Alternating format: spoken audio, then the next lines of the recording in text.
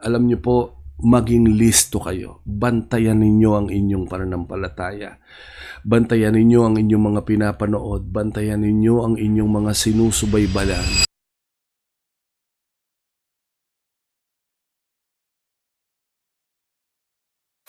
Sa unang Korinto 16:13, sabi dito, maging listo kayo, magpakatatag sa inyong pananampalataya, magpakatapang kayo at magpakatibay. Napakagandang paalaala para sa ating lahat. Saktong-sakto sa nangyayari ngayon sa ating kapanahunan. Sobrang daming mga bulaang propeta. At sobrang dami niyong mapapanood dito po sa online. Ang dalangin ko lang, kapag walang Diyos Ama, Diyos Anak, Diyos Espiritu Santo, huwag niyo na pong panoorin. Kasi bakit?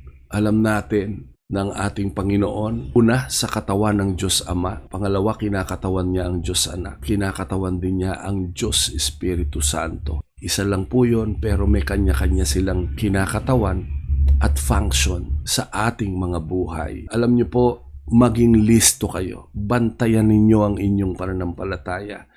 Bantayan ninyo ang inyong mga pinapanood. Bantayan ninyo ang inyong mga sinusubaybayan. Minsan hindi mo namamalayan dahil ang pinapanood mo puro patayan, puro sigawan, puro iyakan. Sa loob ng tahanan, hindi mo ba napansin yung mga kasambahay mo? Minsan, yung mga katwiran, kaparehas ng katwiran ng napanood mo sa TV. Bakit? Kasi napanood din nila yun. Kung ano ang ipinapasok natin sa ating isipan, iyon ang ilalabas natin.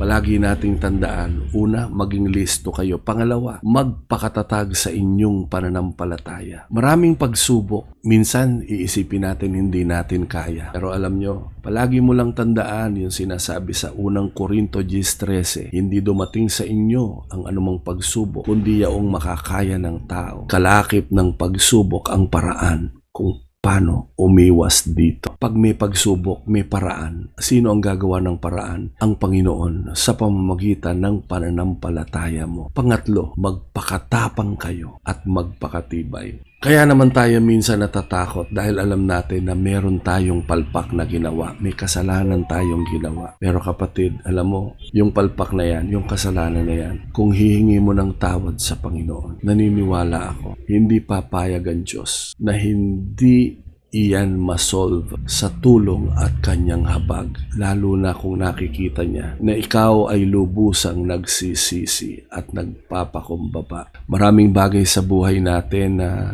dahil sa ating mga pabigla-biglang desisyon ay nagkakaroon tayo ng mga negatibong epekto nito. At dyan sa mga pabigla-biglang yan, dyan nagsisimula na tayo ay maduwag, matakot. Pero kapatid, huwag mong kakalimutan, nandyan ang Panginoon. Tutulungan ka, iaahon ka, at hanggang ngayon, sa totoo lang, hindi mo man nararamdaman. Pero itong oras na ito, hindi aksidente na nakapanood ka ng ating podcast. Kaya ka pinanood ni Lord. Gustong sabihin ng Panginoon sa iyo, mahal na mahal kita, tutulungan kita, manampalataya ka lang. Pagpalain ng Panginoon ang pagkabasa ng kanyang banal na salita na ngayon ay ating pinagbulay-bulayan.